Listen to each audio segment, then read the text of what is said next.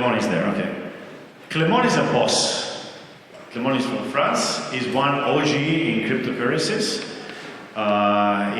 His project Kleros is often mentioned by Vitalik Buterin, recently by the book of, what's his name, Balazs, also a big mind in crypto. And, well, Kleros is a project that tries to solve how to take decisions on disputes in a decentralized manner. And decentralized means without a company in the middle. And I'm going to try to explain another very hard concept to explain. Let's see how it goes. Good luck. Okay. So hi everyone. So we're going to show how we can use Kleros to replace Airbnb Resolution Centers and similar mechanism on used by Web2 companies. First. Maybe come closer to the Okay. It's very clear. Okay.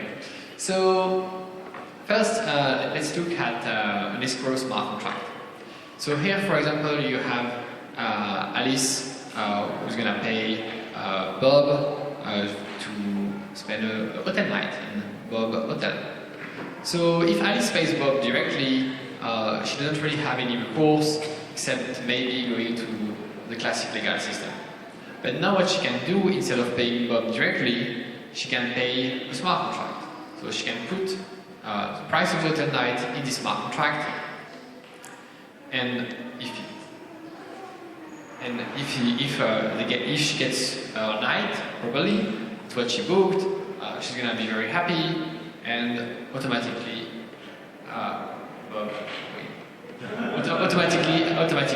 Bob is gonna get paid.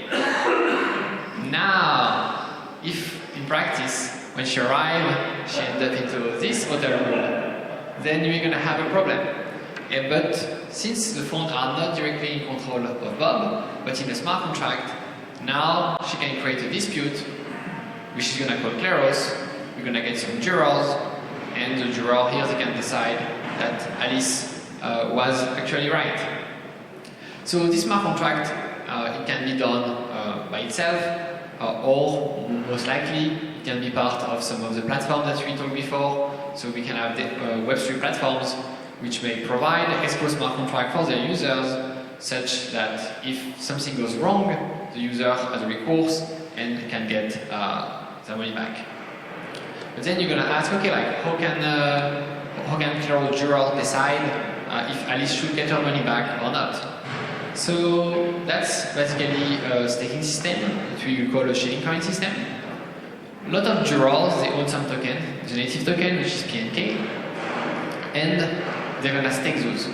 They're gonna put those in stake, and we're gonna draw a few of them at random.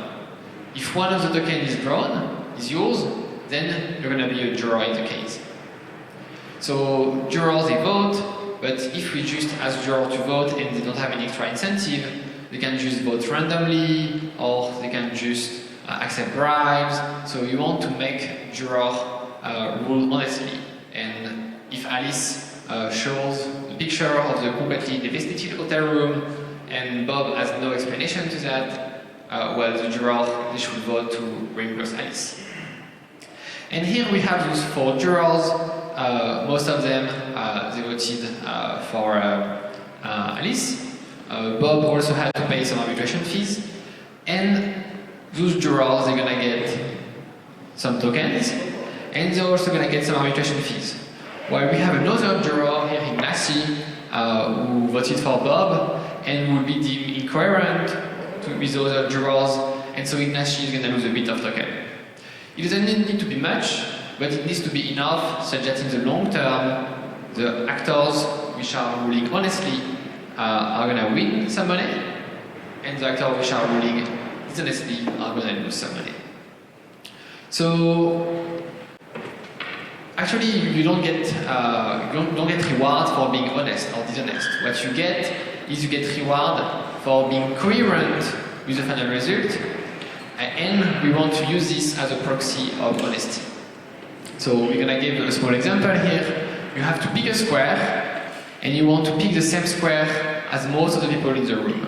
So So I let you 10 seconds to decide which square you would like to pick.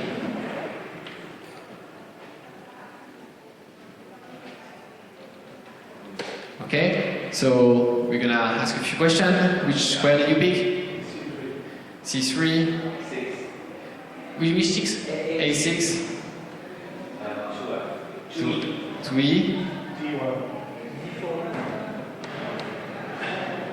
You didn't pick? E1. Okay. You didn't pick? 6A. Whoa. Okay. Okay, so here that's quite diverse, but we can still see, well, you can change your mind now that you find other votes. Sometimes you can, sometimes you cannot. So here we can see that we have a majority, even if just a relative majority, who picked A6, because here A6 stands out compared to the other answers. So for Kleros cases, what is going to stand out is going to be the honest, is going to be the correct answer. Here, the question is not going to be pick a square, the question is going to be pick who is right in the dispute. And what the jurors are going to focus on, they're going to focus on what is the truth, in this case, Alice being right. So, if you need to start in this kind of a good setting, you could also have people ruling for the wrong party. And if we started to rule by the wrong party, maybe the juror in the other cases, they will also rule for the wrong party.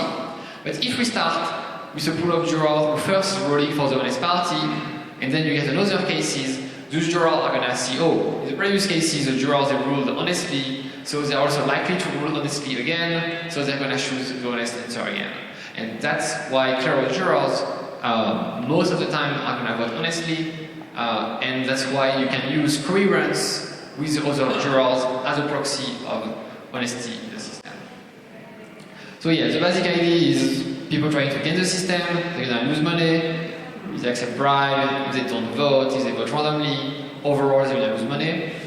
If you are not coherent one time, it's not the end of the world, but over time you should lose your stake, you should lose your token, and so you will have less chance of being drawn. So the system is self-readjusting. But honest users, they are gonna make money, they are making money, because it's a positive sum game. So you have the tokens, the PNK, which are co-distributed. What you earn in PNK is what another juror has lost. So in terms of PNK, it's a zero-sum game. But then you have arbitration fees, which most of the time are paid by the losing party. So the arbitration fee being redistributed means that it's a positive sum game for jurors, and so they can earn some money by being jurors. So why are we using a system with tokens? We could say, oh, well, let's just draw a juror randomly. Mainly because when we started, we had no good answer to civil resistance. And if you just allow everyone to register, well, you could have one guy here, a civil attacker, which will just make thousands of accounts and be drawn all the time. However, if you make it with tokens, well, you can split your token into 1,000 accounts, you don't have more chance of being drawn, because your chance of being drawn is per token and not per person. Moreover, if you have tokens, you have even more incentives into the system working properly, because if Kleros gives good ruling, then people are going to use it. Individual marketplace are going to use it, individual users are going to use it when they can choose.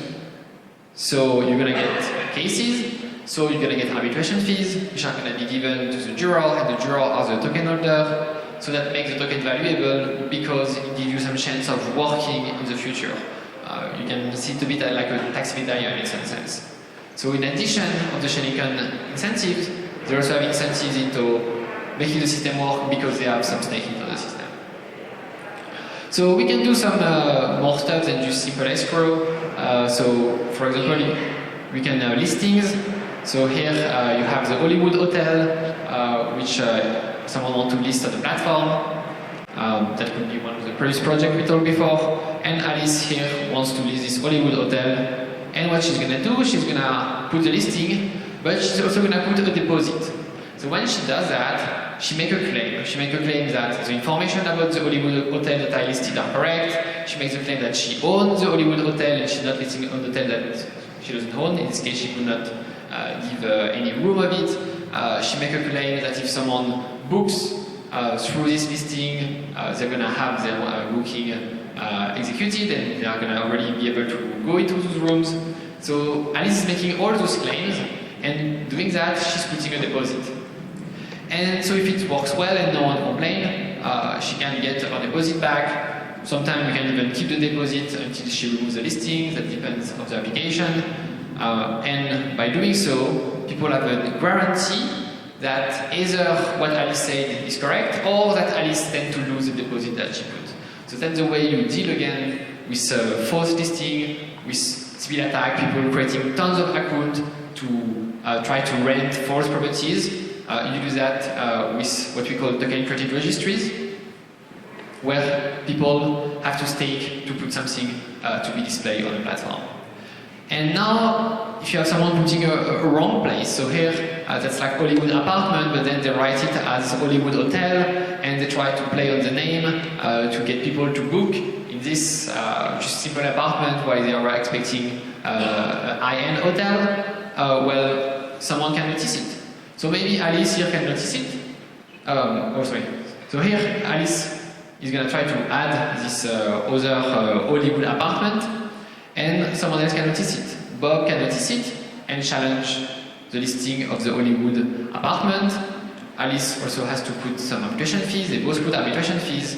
And now you have a dispute again, as we've shown before. And since the juror here, they will reject the Hollywood apartment as being misleading, then Bob is going to get his arbitration fee back, but he's also going to get Alice deposit. So people who challenge this kind of listing, either they can do it because they got tricked themselves, and in this case, well, they want to make sure that no one else is going to get tricked. But you can also have a large ecosystem of people looking at this information and trying to find incorrect ones because they want to get deposit of people trying to trick the systems. So here I gave you some example of how you can use Kleros in the travel in Web3. That can be through escrow systems, where the buyer can put money in advance, the buyer of the service can put money in advance, and can get it refunded if something goes wrong. It can also work where the buyer can make the buyer of the service can make a deposit, and in this case, he will get it refunded if he doesn't break anything. But then if he breaks something, then you can have a dispute about whether the deposit or part of it should be taken. So you have a lot of places where people can be dishonest in the centralized platform, and most of the time in Web2 it's handled by centralized moderators. And in Web3 we try to get rid of those and have a more open market at moderation, conflict resolutions, and for that you can plug Kleros there. And that's what I've been talking during also the panel. You can see Kleros, it's a brick that you can use in other systems, and that by making those bricks and connecting those bricks together, that we're going to be able to create systems of systems which can compete with those like large Web2 giants which are doing everything. We can be here more specialized than each of us making a very specialized project and connecting this project together. So thanks for listening. I will have also a workshop a bit later. And I will put some message in the Telegram because I will give you some wallet with some test ETH in PNK, so you can make some example of dispute with MetaMask and have your first real Web3 experience for a lot of you. Thank you, everyone. I have a question. Yeah, we're gonna go to the question also. You have a question? Yeah. Oh, this one there. Just on your side. Okay, it's working? Yeah. The first one, does the juror says yes, no, or they can say yes, no, something else, concretely? So do they say damage, or can they also say the amount of damage? Because yes. So what you can do when you are an application connected to Kleros, you can determine what are the potential answers. So it can be yes, no. You can have more complex answers. But what you do, the problem you tend to get if you say yes, lot of damage, yes, a bit of damage, and no damage at all, is that you can have vote splitting. Maybe you will have 3 jurors who are gonna say a lot of damage, and you're gonna have 2 jurors who are gonna say a bit of damage and 2 jurors no damage. And in this case, you will end up with a lot of damage winning, which is a bit weird, as actually the consensus would have been on a small amount of damage. So what we generally advise people to do, we advise to ask each party to make a claim. So in this case here, Alice is asking a whole deposit back because like the property was really bad. But you could imagine cases which is a bit in between, where some elements are missing, but it will not justify reimbursing completely the stay. And in this case, Alice maybe is going to say, oh, I want to get reimbursed 1/3 of what I paid. And maybe Bob say, okay, I kind of fucked up, but I don't think she should get 1/3, maybe she should get 10% reimbursed, and now you have a dispute, and then the juror can determine if Alice should get back 1/3 or if Alice should get back 10%. Okay, thank you. And just very quickly, because those happens in real life, with real insurance, with real responsibilities, how do I not have Bob or Alice who loses go to legal system and claim back those things? Well, they can do it. In practice, it did not really happen. Well, it happened one time with a rent. In this case, it was not travel rent, it was like a regular rent deposit in South America, and the judge, they upheld the Kleros decision. You can see Kleros as either as an arbitration system or as a modality of execution of your contract. In this case, you will say that you have the right to be reimbursed if the service is considered to be incomplete by the Kleros system. So you have 2 ways of putting that into a legal context. But even more than the legal, or how it will be in the state legal system, what is very important here is that you have an automatic enforcement. You don't trust Bob to actually reimburse Alice if Bob listing is completely destroyed, because the money is not in Bob's pocket. The money is in the smart contract. So you can see the Kleros rulings is going to give some information into a contract, and this contract is more akin to laws of physics than legal contract. In a legal contract, you need to have the state to enforce it. Like the state is probably, well, either the one party is going to pay what is supposed to pay, or you need to use the state, you need to use the police, you need to freeze some accounts. Here, you don't really need to have that. Actually, you have something which is stronger than the state courts because you have automatic execution. And there may be cases where we could have Kleros ruling being changed, but we haven't seen that happening, even if we had like very large cases, not in the travel industry, but in more the financial world with multiple millions of dollars at stake, and the guys say, oh, we're going to sue you, they say they will sue each other. In practice, we haven't seen any lawsuits yet. It may happen at some time, but for now, like, it tends to just be executed more like laws of physics. I have a question for the audience. Like, why are we doing this to ourselves? I mean, we have easy systems which work. I go to Airbnb, I find the trash hotel room, Airbnb takes care of it, or booking, right? Why are we doing it? But does Airbnb send someone to the house to see the trash? Yes, can you give me the Does Airbnb send someone to the apartment No, to they don't see if care, there was yeah. the trash or no? They don't. They just look at pictures and they don't even answer you, like you get a ruling and you don't really know why. And it's the same. I had two disputes with Airbnb, one that I won and one that I lost, so I stayed pretty neutral.